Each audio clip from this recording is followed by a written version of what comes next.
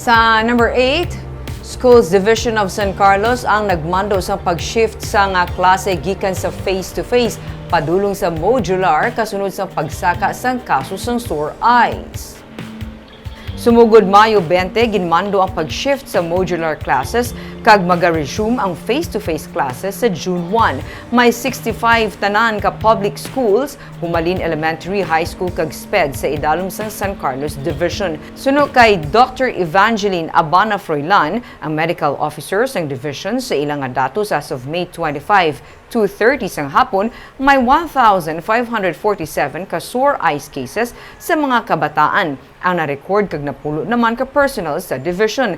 Bangud nga badasig ang paglatnanay, ginpakamaayo nga mag-shift anay sa modular kag makapatigayon man sang disinfection sa mga eskwelahan. Ginapatuman naman sa City Health Office ang information dissemination na gud tumalikawan pagid ang paglapta sang sore eyes. Suno kay Dr. Abana Froilan, may assessment pa man nga patigayunon antes magbalik ang face-to-face classes sa Hunyo.